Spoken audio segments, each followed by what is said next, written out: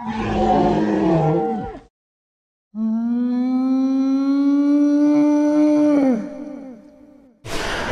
here at the Karen Hospital live. Dr. Patel is performing his 48th charity pacemaker procedure since 2010. This is for patients who cannot afford the services here in Africa.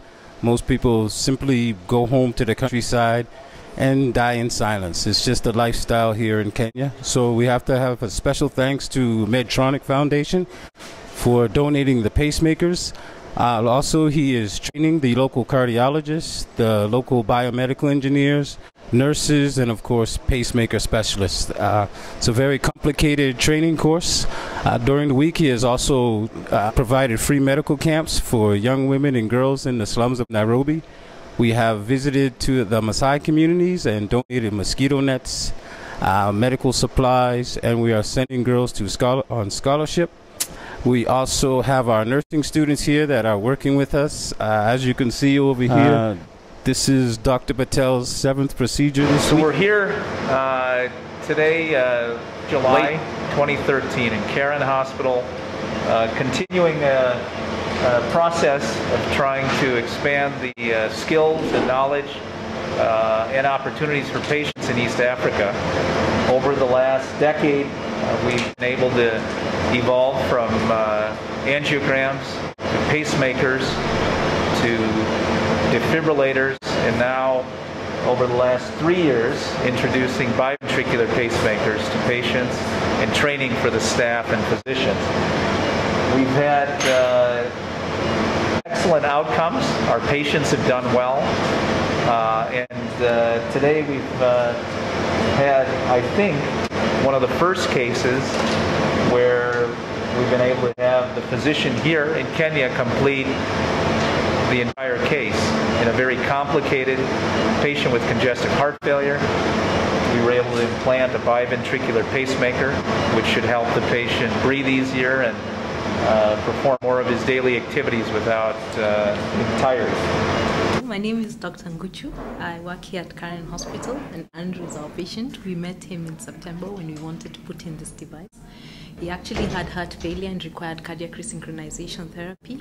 At that particular time, he was actually getting a lot of episodes of ventricular tachycardia where his heart would just beat abnormally and he'd feel like he was about to faint or fall. If we did not give him this device, he would for sure have collapsed and died.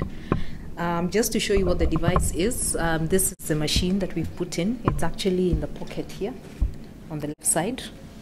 And this is a wire that we actually put into the heart. And show, okay. Here, you see, there. This is a skull, all right? Yeah, and there, yeah. So you can see it's very small, but it makes a big difference to the patient's life. And then this wire is attached to this device, and it's put all the way into the heart.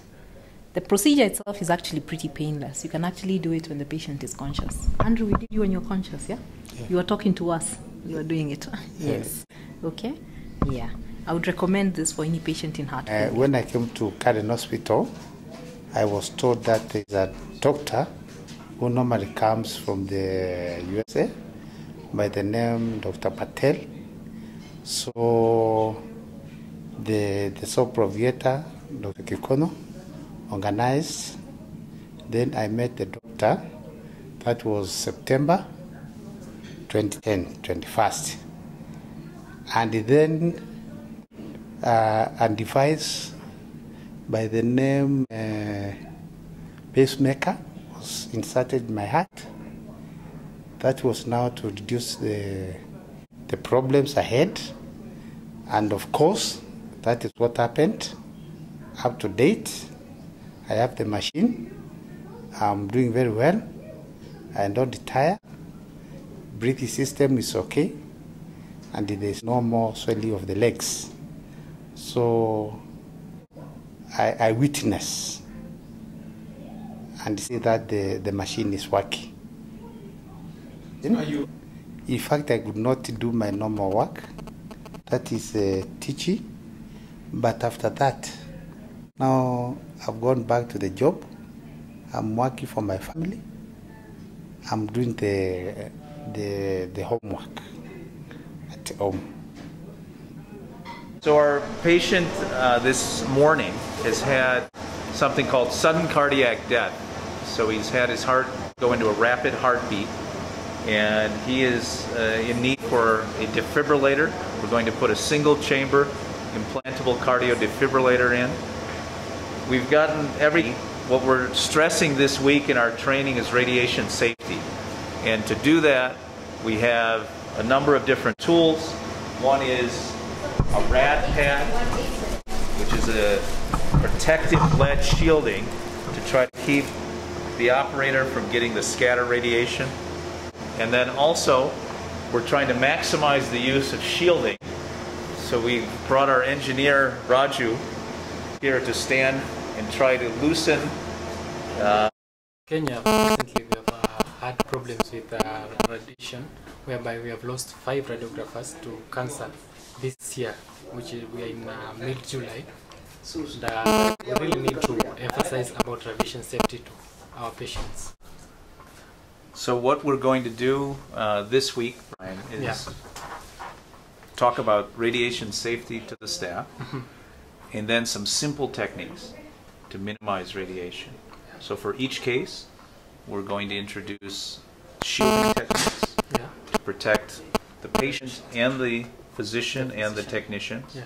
We're going to really demand that our radiographic technicians ask to lower the II, to reduce the scatter, to bring in the shutters, minimize, again, exposure to the patient, and then be mindful, the physicians, of how much fluoro time we use. And some, again, simple things like that, I think will reduce, and you tell me, I think maybe 50% of the radiation minimum exposure we can do this week. And then importantly, we set these standards so when this new lab opens up in Kenyatta, we have the standard. So there's education that supports that. So. I'm Rebecca Mino Mawindu. I'm a second year nurse at Kenya Medical Training College and Global Fix sponsorship. Today I'm here to see cardiac catheterization procedures where they put patients on pacemakers, and I'm happy about it. At school I'm doing good. I'm able to do procedures at the hospital from what we've learned at the class through the nursing skills class, and I'm happy about. There's a difference from private hospital. The difference is big, like the equipments in this hospital are far much better than in government hospital. The supplies, they are good. Some of the things that I got to see, they are not in government hospital. And we don't have an ICU in our hospital from where I learned, but here I got to enter into an ICU. And so what the equipments are inside there. So I could have finished school without seeing an ICU. You gave me the opportunity to see one. Well, I'm hopeful that with what has been done today, so your device, it's a little bit smaller. This is bigger than the one you have, but it's maybe half this size, okay? Yes. And you can feel it. So it's about half this size. And this is what's sitting here in your chest. Yes. And then you have a wire that is going into the heart. Yes. And this is the special wire that this is the one that took us some time, because it has to go inside the heart. Yes. So it sits here, and then it goes inside the heart, and then around like this. So this is what took us a little bit of time. Everyone's heart is different. Yes. But this is the one that will help the heart function the best. Yes. And improve how the heart is contracting or squeezing. Yes. And hopefully improving the blood flow a little bit for you, so the breathing will be a little bit easier. Yes. So, all right? Yes. Very good. Have a special benefit. We have a Colgate connection. When I graduated from Colgate in 1988, Dr. Patel and I had actually played football together. Fortunate to play with some NFL stars like Kenny Gamble and Greg Manaski. So as football players, we never thought 25 years later we would meet up in Nairobi and doing charity heart surgeries and working with women. And also the Colgate connection continued. Dr. Anthony Gikonyo, who is one of our trainees here in Nairobi, also graduated from Colgate. So ironically, three of us hadn't seen each other in 25 years, wind up meeting and doing charity work here in Nairobi. So I want to thank all of our supporters, thank all of our donors and everyone who has helped make this a great trip. Thank you. I will not forget Dr. Patel for the good work they did to me. You people, you are wonderful. I'm so happy. I'm so happy for you and the help that you've given to my husband today.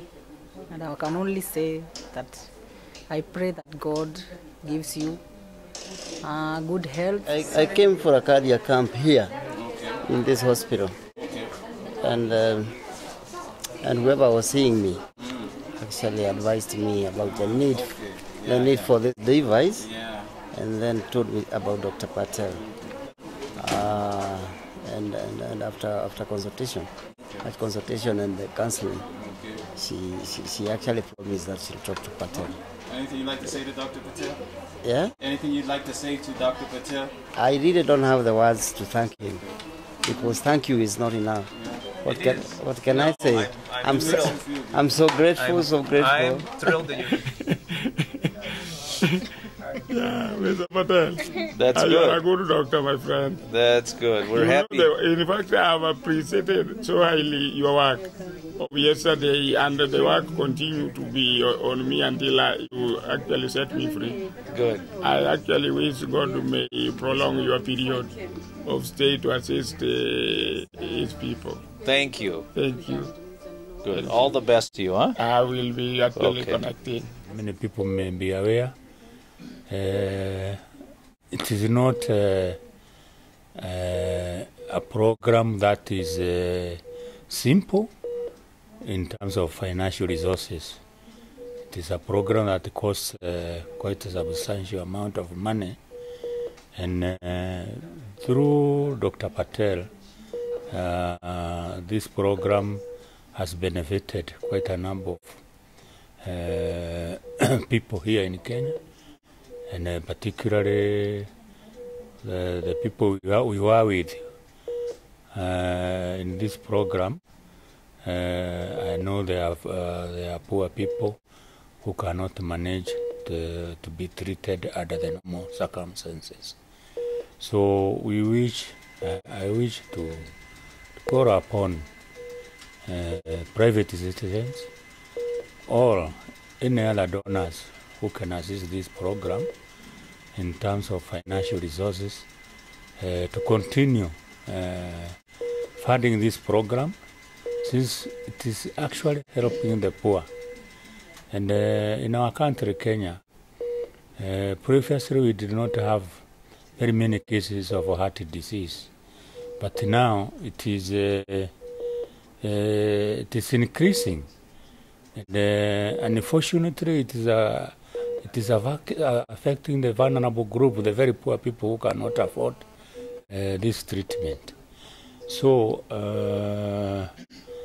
I wish to call upon well-wishers, donors, to assist this program. It will go a long way towards assisting the poor in our country. And in general, we say the health of the country is the health of its people. So if people are healthy, they will be able to be productive. And in the final analysis, they will be able even to assist themselves.